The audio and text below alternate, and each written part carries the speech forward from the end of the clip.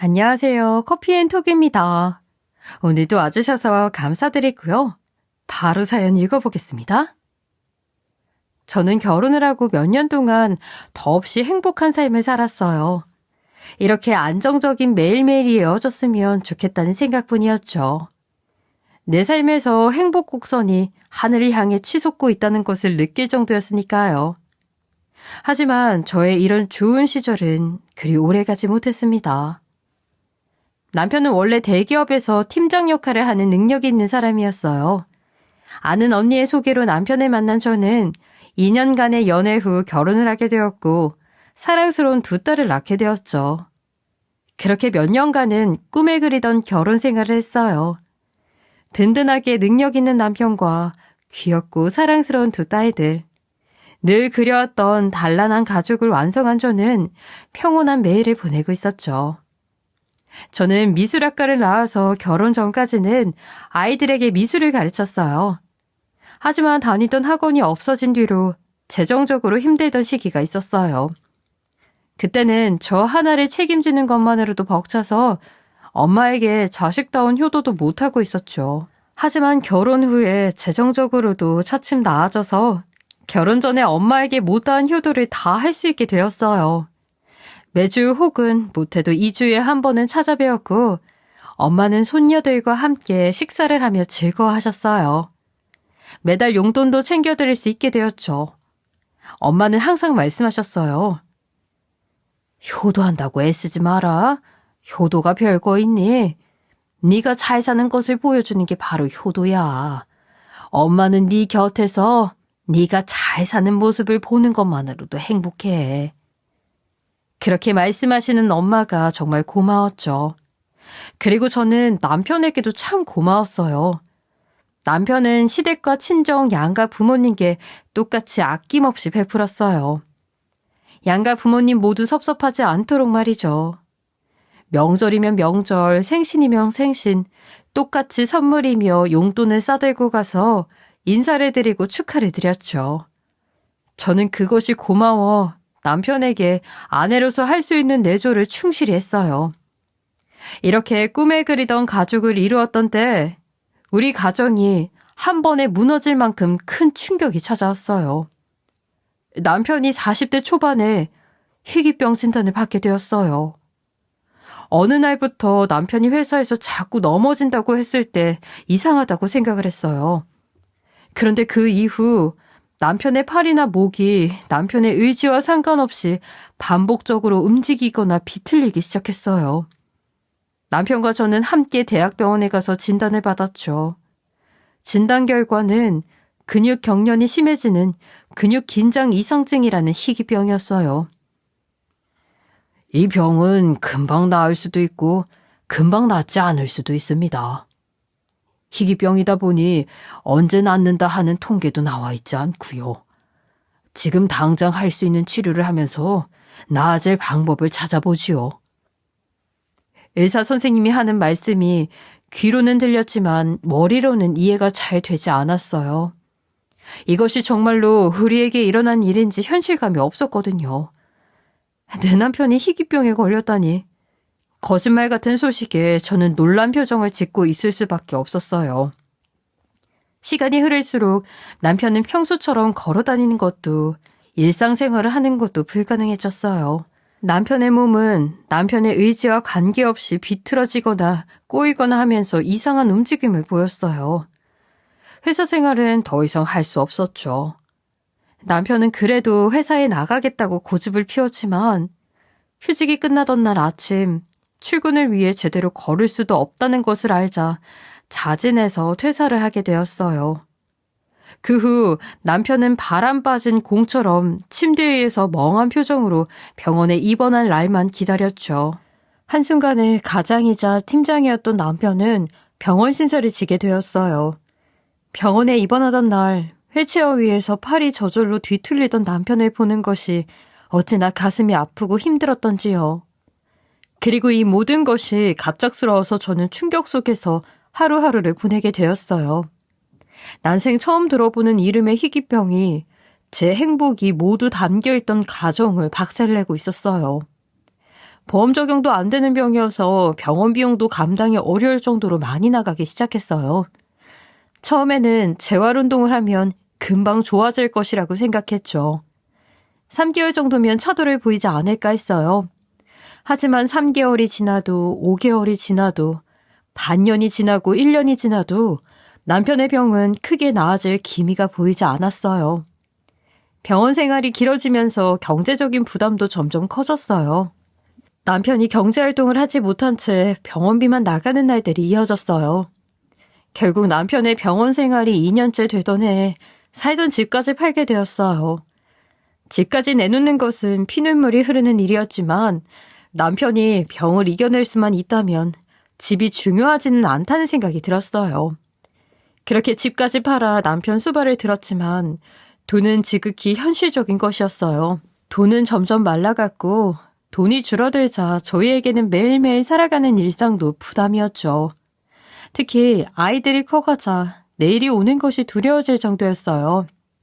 첫째 아이가 초등학교를 졸업하고 중학생이 되면서 입학비며 교복비로 시작해 학부모들끼리 챙겨야 하는 것에 대한 비용, 학원비, 용돈 등 모든 것에 돈이 더 필요하게 되었죠. 다른 아이들은 다 하는 일을 우리는 돈이 없어서 안 된다고 말하고 싶지 않아 아이들에게 사정을 숨겼지만 아이들이 모를 일도 없었어요. 눈치 빠른 첫째가 돈 이야기를 가급적 하지 않는 것도 가슴이 아팠어요. 왜 이런 시련이 우리 가족에게 닥쳤는지 대상도 없는 원망을 매일 하기도 했어요. 어떤 때는 남편과 함께 이 세상을 떠나고 싶다는 극단적인 생각까지도 한 적이 있었죠. 그만큼 빠져나갈 곳 없는 막다른 길에 서서 혼자 버티고 있는 기분이었어요. 엄마이자 부모라는 존재도 그때는 힘겨웠어요. 매달 드리던 용돈도 드릴 수 없게 되었고 제가 남편 병수발을 드느라 병원에만 있어서 엄마와 아이들과 함께 식사를 하기도 어려웠죠. 엄마에게 작은 것 하나 챙겨드리려고 해도 그조차 모두 부담이었어요.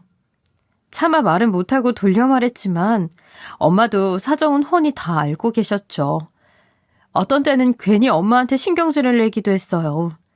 제가 혼자 스트레스 받아서 엄마에게 짜증을 내고 나면 스스로가 한심하게 느껴져 더더욱 슬퍼졌어요. 행복한 모습을 보여드리고 싶었는데 그러지 못하게 되어서 속상했어요. 남편이 잠들고 나면 밤새 눈물을 흘리는 날도 잦았고요. 엄마에게 죄송한 딸이 되어버렸죠. 하루아침에 환자복을 입은 남편은 극도로 괴로워했어요. 억대 연봉까지 받던 대기업 팀장으로 미래가 창창했던 남편. 그런 남편이 한순간에 모든 것을 잃고 말았으니까요. 남편은 몸에 이유 모를 고통이 찾아오는 것보다 사회적으로 모든 것을 잃어버렸다는 현실을 더 힘들어했어요. 그래서 어느 순간부터 남편은 사람을 피하기 시작했죠. 병원에는 딸들뿐만 아니라 직장 동료, 친척, 이웃 등 아무도 오지 못하게 했어요. 병문안을 거절해서 아픈 모습을 누구에게도 보이고 싶지 않아 했어요. 결국 남편 곁에는 저밖에 있을 사람이 없었죠. 저는 하루 24시간 매일매일을 남편에게 붙어 있어야 했어요. 이렇게 제가 항상 남편 곁에 붙어 있게 되면서 아이들을 돌보고 가정을 살피는 일은 점차 친정엄마에게 의지하게 되었어요. 사실 친정엄마에게 너무 많이 의지하게 되었죠. 아이들의 등하교를 돌보는 일, 공과금을 내고 필요한 생필품을 사다 놓는 일, 아이들을 학원에 바래다 주고 저녁을 차리는 일 등 그걸 모두 친정엄마가 도맡아 하시게 되었어요. 엄마는 사고가 날까 싶어 몇 년 전에 놓았던 핸들도 다시 잡게 되었어요. 운전을 해야 아이들을 쉽게 바래다 줄 수 있으니까요. 그렇게 엄마가 아이들을 키워주시면서 저 혼자 남편 병수발을 드는 힘든 세월이 지나갔어요. 엄마가 없었더라면 그 터널 같은 시기에 우리 애들을 어떻게 키웠을지 상상도 되지 않아요. 그래도 엄마가 있어서 남편도 저도 버틸 수 있었어요. 한 번은 엄마에게 죄송하다며 눈물을 흘린 적도 있었어요. 엄마가 너무 걱정하실까봐 엄마 앞에서 울지 않으려고 노력을 해왔는데 그렇게 버틸 수 없는 날도 있었죠. 그때 엄마는 이렇게 말씀하셨어요. 죄송할 게 뭐 있어. 엄마는 다 그런 거야. 내 딸 행복하라고 뭐든 할 수 있는 게 엄마야. 엄마는 예전처럼 너희 가족이 단란하고 행복하게 사는 모습만 볼 수 있다면 뭐든 할 수 있어. 네 행복이 엄마 남은 삶의 마지막 소원이야. 그러니까 죄송하다는 소리 마. 우느라 기운 빼지도 말고. 기운 아껴서 너희 남편 보살피고 애들 챙겨라. 엄마 걱정일랑 하지도 마. 엄마에게 정말로 감사했어요. 엄마가 없다면 저는 벌써 무너졌을 테니까요. 저희 가족을 떠받치고 있는 것은 바로 엄마였어요. 하지만 집을 팔았는데도 남편의 병원 생활은 길어져만 갔고 통장 잔고는 눈에 띄게 줄어들고 있었어요. 초반에는 시댁에서도 지원을 많이 해주셨죠. 본인 아들 일인데 부모 마음으로는 돈이 아까울 것은 없었으니까요. 그렇지만 시댁이라고 해도 연금 받으며 사시는 나이 많은 노부부였어요.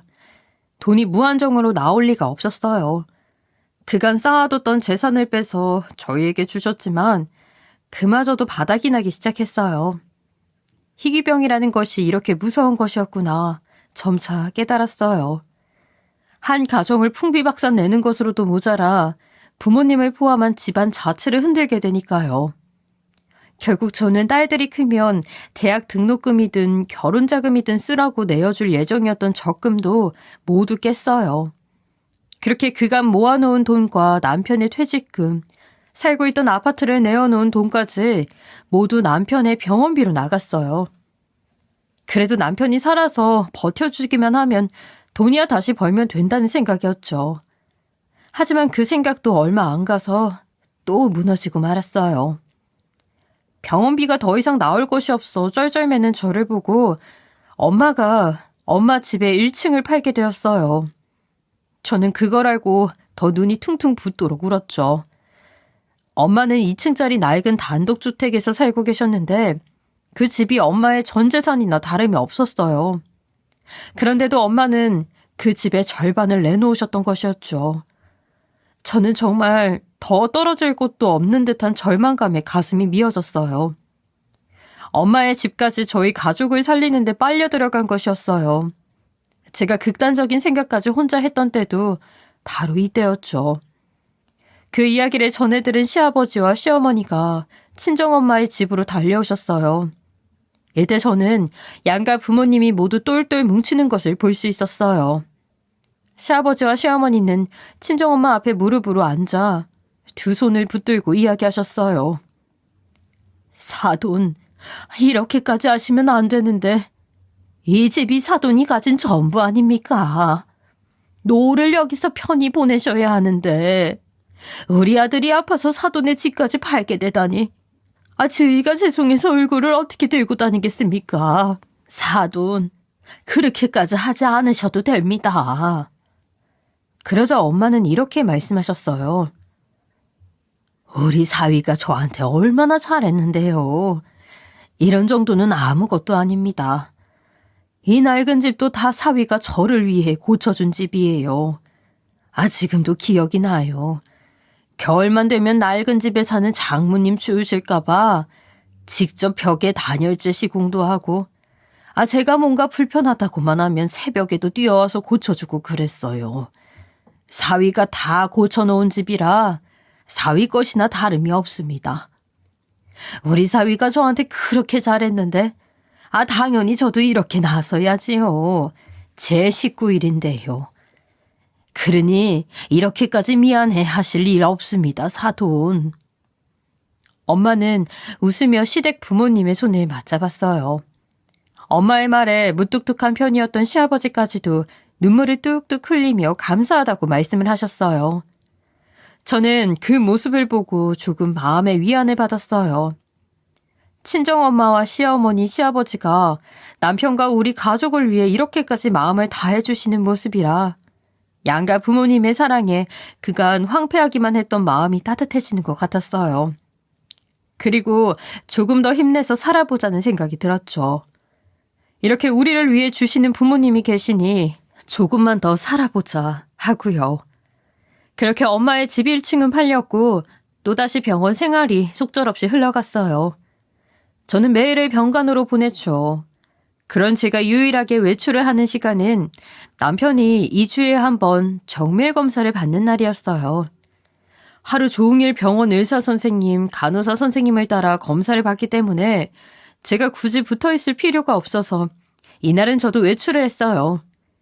외출을 하는 날에는 아이들도 볼 겸 무조건 친정으로 달려갔죠. 친정으로 가서 하루라도 엄마의 짐을 덜어드리고 싶은 마음도 있었어요. 나이 많은 엄마가 딸과 사위를 위해 집까지 팔고 아이들을 키우느라 고생하시니 제가 단 하루라도 엄마를 도와드리려고 했어요. 엄마 집에 대문을 열고 들어서자 1층에 들어왔다는 새댁이 마당에 있다가 인사를 했어요. 마당에는 깡마른 어린아이가 엄마와 공을 던지며 놀고 있었어요. 저는 엉겁결에 인사를 했지만 학교 갈 시간인데 어린아이가 엄마랑 단둘이 놀고 있는 게 조금 이상해 보였어요. 자세히 보니 아이는 머리카락도 하나도 없고 팔다리가 얇아도 너무 얇았죠. 얼굴도 헬쑥하고 눈 밑이 퀭했어요. 아무리 봐도 병을 앓고 있는 듯한 모습이었죠. 뭔가 사연이 있겠거니 생각하며 엄마 집이 있는 2층으로 올라갔어요. 2층 난간에서 내려다보니 마당도 아래 새댁집과 엄마 집이 절반씩 나눠 쓰고 있었어요. 원래 엄마는 취미로 마당에 텃밭을 가꾸고 계셨는데 엄마의 텃밭이 절반만 남아 있었거든요. 그걸 보고 있으니 엄마의 노후 자금이 절반으로 반토막 났다는 것을 실감할 수 있었어요. 제 마음은 죄책감으로 더 무거워졌죠. 집에 들어서자 화장실에서 우액하는 소리가 크게 들려왔어요.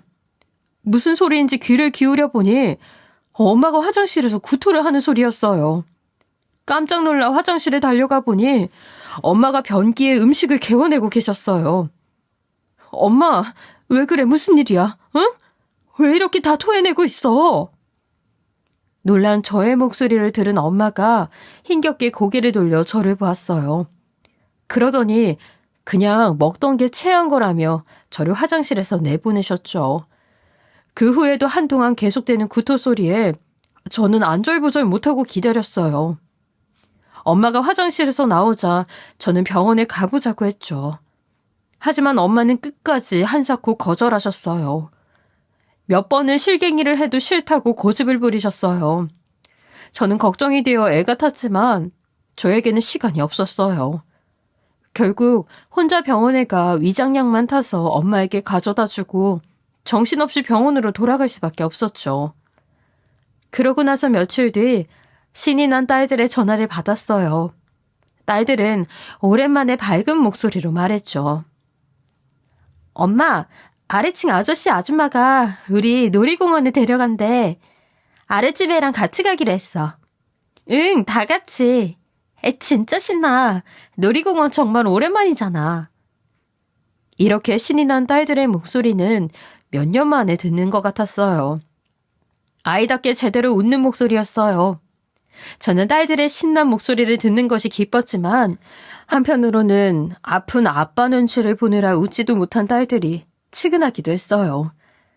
저번에 스치듯 보았던 아랫집의 병약한 아이와 우리 딸들은 이미 친한 사이가 된 것 같았어요. 그렇게 주말을 이용해 아랫집 부부가 딸들을 놀이공원에 데려가 준 덕분에 엄마도 하루 쉴 수 있게 되었어요. 엄마는 딸들이 놀러간 후에 전화를 하셔서 말씀하셨어요. 손녀들이 짠해 죽겠다. 다른 애들은 주말이나 방학에 부모님 따라서 여행도 가고 여기저기 간다고 하는데 우리 손녀들은 어디 가고 싶다는 말도 잘 안 해. 벌써부터 눈치만 생겨서 그런지 어쨌든 오늘은 나도 하루 좀 푹 쉬련다. 그렇게 가끔 아랫집 부부가 딸들을 봐주게 되었고 엄마도 종종 쉬는 날이 생겼어요. 저는 정말 감사하게 생각했지요. 아랫집 부부에게 제대로 인사를 한번 해야겠다고 생각하던 때 그 부부가 집을 다른 사람에게 팔고 이사를 나갔다는 소식을 들었어요. 정말 아쉬운 일이었어요. 제대로 인사 한번 못한 것이 미안했죠. 어쨌든 새로운 사람이 들어와 살기 시작했고 엄마와 딸들은 아쉽지만 다시 원래의 생활에 적응해 나갔어요. 그러던 어느 날 딸들이 시댁으로 놀러 갔던 날이었어요. 그날도 엄마는 딸들이 떠난 뒤 저에게 전화해 손녀들을 걱정하셨어요. 그리고 손녀들이 없는 동안 하루 푹 쉬겠다고 말씀을 하셨죠. 하지만 엄마는 하루가 아니라 완전히 푹 쉬고 싶으셨던 것 같아요. 엄마는 그날 자리에 든 이후 깨어나지 못하셨어요. 병원으로 실려온 엄마의 몸을 검사한 의사에게 엄마는 이미 위암이 꽤 진행된 상태이었다는 이야기를 들었어요. 본인이 고통스러워서 절대로 모를 리가 없었을 거라고 했어요.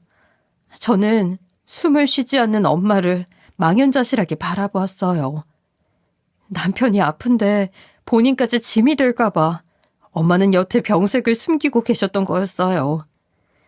검사 한 번, 치료 한 번이라도 받아보실 수 있게 할 걸. 구토를 하는 엄마가 단순히 체했다고 하는 말을 왜 곧대로 믿었을까요? 제 코가 석자라는 이유로 엄마에게 신경을 못 쓰고 무심했구나 싶어 가슴이 무너졌어요. 편안한 노후도 못 보내게 하고 고생만 시키다 보낸 것 같아 저는 병원 침상 위에 누운 엄마를 붙잡고 펑펑 울었어요. 엄마 미안해. 엄마 아픈 것도 모르고 정말 미안해. 내가 나 하나 검사를 못해서 엄마 아픈 거 잘 알아봤어야 했는데 진찰 한번 못 받아보고 엄마 정말 미안해. 미안해. 남편이 아파도 엄마를 보내서는 안 되었었는데 저는 다시 어두운 터널로 들어온 기분이 들었어요. 이미 말이 없는 엄마를 붙들고 저는 말도 못하고 눈물만 흘렸어요. 장례 준비를 하기 위해 남편에게는 반나절 간병인을 붙이게 되었어요. 딸들은 어쩔 수 없이 한동안 시댁에 맡기게 되었죠. 혼자 엄마의 장례 준비를 시작하자 세상에 저만 남은 기분이 되었어요. 장례 준비는 남편의 빈자리를 더욱더 크게 느끼게 했어요. 아무도 도와줄 사람이 없이 저는 장례 준비를 시작했어요. 생각보다 장례 비용이 너무 많이 필요한 상황이었어요. 그간 남편 병원비가 필요해 적금이니 뭐니 모두 다 깨버린 통에 엄마의 장례비를 위한 보험도 깨버린 상황이었거든요. 이런 상황에 장례 비용은 큰 부담이었어요. 하지만 엄마가 가는 마지막 길은 제대로 모시고 싶었죠. 그렇지만 현실의 벽은 높아서 엄마의 장례식 앞에서까지 계산기를 두드려야 하는 현실이 암울했어요. 그래도 엄마를 배웅하는 마지막 길은 조금이라도 잘 챙기고 싶어서 저는 할 수 있는 모든 방법을 동원해 돈이 나올 구멍을 찾기 시작했어요. 그런데 아무리 찾아도 병원비 외에 쓸 수 있는 돈은 더 이상 없었죠. 정말 작은 돈까지도 다 써버려서 더 이상은 없었어요. 저는 찾다가 심지어 8년 전에 돈을 빌려간 친구한테까지 자존심을 굽히며 연락을 했어요. 한두 푼이라도 모아야 하는 상황이었거든요. 그리고 시댁이라도 찾아갈까 생각했지만 발이 떨어지지 않았어요. 이미 아이들을 맡겨뒀는데 그것만 해도 시댁에는 많은 것을 요구한 것이었으니까요. 시댁은 이미 내놓을 수 있는 것은 다 내놓은 형편이라는 것을 알고 있었으니까요. 결국 엄마의 물건 중에 처분해서 돈이 될 수 있는 것이 있는지 찾게 되었어요. 당장 돈이 될 수 있는 것은 오래된 엄마의 차였어요. 오래되어서 달달 소리가 난다고 아이들이 달달이라고 놀리던 차였어요.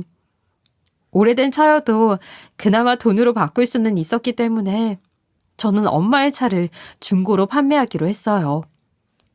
키를 찾아 운전석에 앉은 순간 제 눈에 들어온 것이 있었어요. 엄마의 차 안에 꽂혀있는 여행사진이었죠.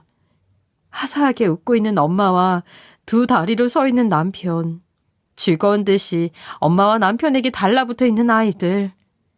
이제 다시는 볼 수 없게 된 장면이 담겨 있었어요. 우리에게 그 여행은 마지막 여행이 되어버린 것이었어요. 저는 눈물이 터져 주체할 수 없이 눈물을 흘리기 시작했죠.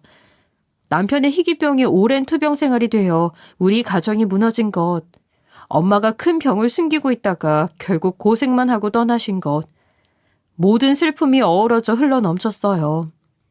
눈이 퉁퉁 부을 때까지 울다가 저는 사진을 대고 남편에게 물어봤어요. 여보, 어떻게 하는 게 좋을까?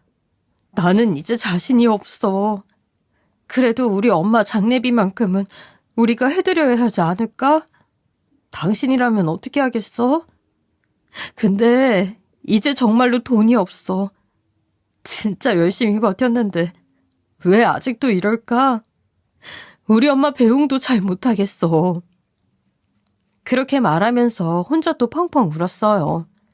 남편도 없고 엄마를 보내드릴 장례비 마련을 하겠다고 엄마의 낡은 차를 팔아야만 하는 이 상황이 정말 서러웠어요. 하지만 한참 울다가 냉정을 되찾고 생각했어요. 현실을 생각하면 딱히 다른 방법이 없기도 했어요. 가만히 앉아서 생각해보니 남편이라면 먼저 엄마를 잘 보내드리는 것이 우선이라고 할 것 같았어요. 그리고 그게 맞는 일이었지요. 저는 결국 엄마의 낡은 중고차를 중고차 매장에 등록하러 갔어요. 중고차 매장 사람들이 나와 차의 상태를 살펴보고 대략적인 판매 가격을 이야기해줬어요. 역시나 큰 돈은 아니었지만 그래도 장례비 마련을 위해서는 그 돈이라도 필요했죠. 저는 차를 넘기고 다시 병원으로 돌아왔어요. 며칠 뒤 중고차 업체 사장님이라는 분에게 연락이 왔어요. 저는 혹시 차가 너무 낡아서 팔 수 없는 것은 아닌가 걱정을 하면서 전화를 받았죠. 그런데 중고차 사장님은 차량에 대해서 물어보는 것이 아니라 이상하게도 저희 엄마에게 관한 질문을 하는 것이었어요. 저는 어리둥절했지만 일단 대답을 해줬죠. 중고차 업체 사장님은 엄마가 살던 집이 어디인지도 물어보고 제 대답을 듣더니 당장 만나자고 했어요. 이게 무슨 일인가 싶었지만 신분이 확실하기는 했기 때문에 저는 다시 중고차 매장으로 갔어요. 매장에 갔더니 통화로 이야기를 나눴던 사장님이 저를 기다리고 있었죠. 사장님은 제가 생각했던 것보다 훨씬 젊은 남자였어요. 그분은 테이블에 앉은 저에게 엄마 차 안에 꽂혀있던 사진을 내밀었어요. 제가 중고차를 넘기던 날 눈이 퉁퉁 붓도록 울고서 매장에 차를 넘기면서 부은 눈이 부끄러워 허둥지둥 내리느라 사진을 그대로 두고 내린 것 같았어요. 저 혹시 이분의 따님인지요? 네, 그런데요. 그러면 차주가 여기 계신 어머님이시겠네요. 혹시 이 차를 팔게 되신 이유가 있나요? 얼마 전에 저희 엄마가 암으로 돌아가셨어요. 그래서 장례 비용 때문에 차를 팔게 됐는데 무슨 일 때문에 그러신가요? 조심스럽게 저에게 질문을 하던 사장님은 제 이야기를 듣더니 갑자기 눈시울이 빨개지면서 눈물을 뚝뚝 흘리기 시작했어요. 그리고 다른 사람들이 다 있는데도 감정을 주체하지 못하고 손수건을 꺼내 눈물을 닦으며 서럽게 훌쩍이기 시작했죠. 저는 너무나 당황스러워서 어쩔 줄 몰라 하다가 계속 눈물을 흘리는 사장님에게 왜 눈물을 흘리시는지 연유를 물었죠. 사장님은 심호흡을 하면서 대답을 하셨어요. 집 1층에서 살던 신혼부부 기억하시나요? 거기 살던 사람이 바로 저입니다. 저는 무슨 말인지 한참 생각하다가 이해를 했고 깜짝 놀라고 말았어요. 1층에 살던 신혼부부, 우리 딸들을 챙겨주고 엄마에게 하루라도 휴식을 주었던 선하고 고마운 분들, 제가 제대로 인사를 드리기 전에 집을 팔고 이사를 나가셨던 분들이셨죠. 아직도 한참 눈물을 흘리던 사장님이 진정을 하고 저에게 커피를 한잔 하자고 말씀하셨어요. 저희는 자리를 카페로 옮겼고 사장님은 그렇게 눈물을 흘린 이유를 설명해 주셨지요. 사장님의 설명에 의하면 당시 사장님 부부의 아이는 희귀병을 앓고 있었다고 했어요. 저는 그 이야기를 듣고 딱 한 번 보았던 그 아이를 떠올렸지요. 학교에 있을 시간에도 또래와 달리 집 마당에서 엄마와 놀고 있던 아이, 너무 깡말라서 헬쑥해 보이던 그 아이, 그 아이도 저희 남편처럼 희귀병을 앓고 있었던 것이었어요. 사장님 부부는 아이의 병원비 때문에 가지고 있던 돈을 모두 쓰고 무리하게 대출을 받다가 이자에 허덕이게 되었고 집까지 넘어가는 위기에 처해 있었다고 했어요. 정말로 오갈 데가 없어 길바닥에 나앉게 된 상황이었는데 부동산에서 부부를 마주쳤다가 딱한 사정을 듣게 된 우리 엄마가 본인 1층 집에서 지낼 수 있도록 해주셨다고 했어요. 집을 부부에게 팔았지만 한 번에 큰 돈을 내는 것이 부부에게 무리인 것을 알아서 매달 나눠서 낼 수 있도록 배려를 해주신 것이었어요. 그리고 당시에 우리 딸들이 시댁에서 지내고 있었던 상황이라 부부가 일할 수 있도록 아이를 돌봐주고는 하셨다고 해요. 그때 어머님이 계시지 않았다면 저희 부부는 이미 이 세상 사람이 아니었을지도 모릅니다. 그때는 저희도 너무 힘들다 보니 그러면 안 되지만 아이까지 데리고 극단적인 생각까지 하기도 했으니까요. 그때 저희의 사정을 알고 집을 내어주신 어머님에게 얼마나 감사했는지 몰라요. 그 따뜻함을 항상 기억하면서 언젠가 은혜를 갚으려고 했는데 돌아가셨는지는 몰랐습니다. 저는 그 당시 병원에서만 생활을 하고 있었기 때문에 그런 내용은 전혀 모르고 있었어요. 그냥 엄마가 집을 팔아 보내주시는 돈으로 매달 병원비를 내고 있었죠. 엄마가 사장님 부부를 조건 좋게 받아주고 보살펴준 것은 모르고 있었어요. 하지만 엄마가 왜 그러셨는지 이유는 알 것 같았어요. 엄마는 희귀병을 앓는 아이를 보면서 남편이 일어서기를 기도하셨을 것이었어요. 아마 엄마도 사장님 부부와 아이를 보면서 저희 가족을 생각하셨을 거예요. 희귀병을 앓고 있는 제 남편이 일어날 수 있기를, 그래서 우리 가족이 다시 행복해질 수 있기를 기도하는 마음으로 그러셨을 것 같아요. 엄마라면 그러셨을 거예요. 그렇게 말하고 우리 두 사람은 다시 한참 눈물을 흘렸어요. 같은 아픔을 알기에, 또 그것을 품어줬던 엄마의 마음을 알기에 눈물이 하염없이 흘렀어요. 이 눈물은 흘러도 왜 마르지 않는지. 그리고 사장님은 그간의 이야기도 해주셨어요. 어머님 덕분에 저희 부부는 힘을 내서 열심히 일했습니다. 돈이 없어 허덕였지만 그간 키워놓았던 중고차 사업을 더 열심히 했어요. 다행히 사업이 잘 풀렸고 다시 돈이 모이기 시작했어요. 한동안 그 집에서 살며 어머님께 매달 집을 산 금액을 드렸고 빌려있던 빚도 갚았죠.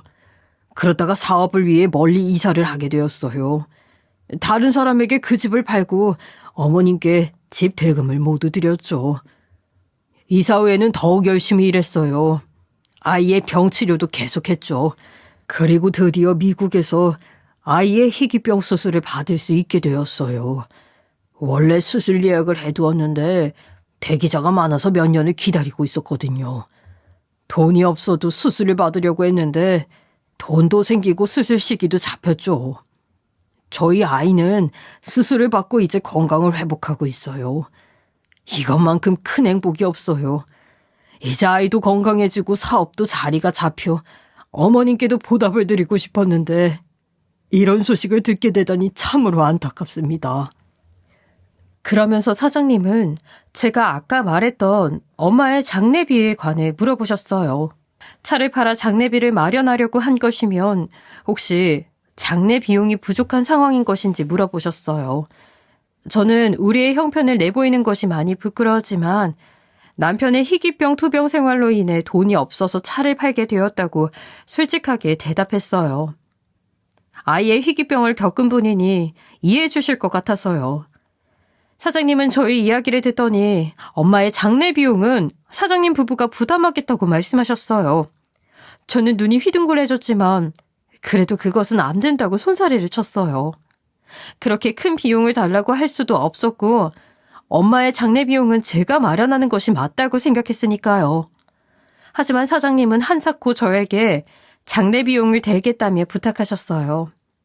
지금껏 본인의 아이가 살아있는 것도 전부 우리 엄마 덕분이라면서 말이죠. 그간 엄마에게 제대로 답례를 못했으니 마지막으로 떠나시는 길에 하나라도 갚을 수 있게 해달라며 간곡히 말씀하셨죠. 사장님 부부에게 마지막 기회가 될 것이라고 말이에요. 저는 여러 번 거절했지만 사장님의 간곡한 부탁에 결국 고개를 끄덕였어요. 사장님의 마음이 이해가 되는 부분도 있었고 현실적으로도 사장님이 장례 비용을 지원해 주신다면 엄마의 장례를 걱정 없이 치를 수 있었으니까요. 결국 걱정했던 장례비는 사장님 부부 덕분에 다 해결이 되었어요. 하지만 장례 비용보다도 더 고마웠던 것은 사장님 부부가 장례를 치르는 내내 가족처럼 곁에 있어준 것이었어요. 희귀병을 이겨내고 건강해진 아이와 함께 말이죠. 장례식 모든 절차에서 남편의 빈자리가 느껴지지 않을 정도로 사장님 부부는 모든 것을 꼼꼼하게 도와주셨어요. 그렇게 엄마의 장례식이 끝났어요. 눈물 속에 보내드리기는 했지만 마지막 가시는 길이라도 제대로 보내드릴 수 있어서 정말 다행이었어요. 그날 이후 사장님 부부와는 수시로 안부를 주고받으며 친하게 지내게 되었어요. 사장님 부부는 필요하다면 남편의 희귀병 치료를 할 수 있도록 미국 병원을 소개해 주시겠다고 했어요. 저는 혹시 모를 상황에 대비해 미국 병원도 소개를 받아두었어요. 하지만 남편이 미국에 수술을 하러 갈 필요는 없게 되었어요. 얼마 후부터 남편의 상태가 빠르게 좋아지기 시작했으니까요. 그간 고생한 세월이 무색할 정도로 남편은 갑자기 상태가 좋아지기 시작했고 몇 달 뒤에는 산책 정도는 가능할 수 있을 것이라는 말도 들었어요. 정말 꿈만 같은 소식이었죠. 저는 이번에는 기쁨의 눈물을 펑펑 흘렸어요. 그동안 버텨온 힘든 세월이 보상을 받기 시작한 것 같았어요. 그 힘든 세월에는 엄마라는 접착제가 있었어요. 그리고 남편 또한 본인이 이렇게 빠르게 회복이 된 이유도 장모님이 도와주시는 것 같다고 하더라고요. 다 우리 엄마 덕분인 것 같다고요. 다 부서져 버릴 것 같을 때 엄마가 저를 지탱해 주었고 제 가족들을 지탱해 주었어요. 엄마의 따뜻한 마음과 헌신 덕분에 사장님 부부도 아이의 희귀병을 이겨낼 수 있었고요. 비록 엄마는 떠나고 없지만 지금이라도 이렇게 남편이 회복을 하니 제 고생뿐만 아니라 엄마의 고생에도 의미가 생긴 것 같아 마음이 조금은 가벼워졌어요. 저는 요즘 다시 꿈을 꾸고 있어요. 남편이 아프기 전처럼 우리 가족이 모두 모여 행복하게 사는 꿈이요. 이제 큰 돈이나 남부럽지 않은 삶을 원하지는 않아요. 그저 우리 네 가족이 모여 행복하게 살 수 있다면 그것만으로 충분하다고 생각해요. 곧 사장님네 부부를 만나기로 한 날이에요. 사장님 부부를 만나 함께 남편 신발을 하나 장만하기로 했어요. 저는 새 신을 신고 남편과 앞으로 걸어나갈 날만 손꼽아 기다리고 있어요. 엄마가 남겨주신 귀한 인연들과 함께 행복한 삶을 꾸려나가려고 해요. 저의 슬프고도 마음 무거워지는 이야기를 함께 들어주셔서 감사합니다. 지금까지 커피앤톡이었습니다. 오늘도 끝까지 함께 해주셔서 감사하고요. 다음 영상으로 또 찾아뵙겠습니다.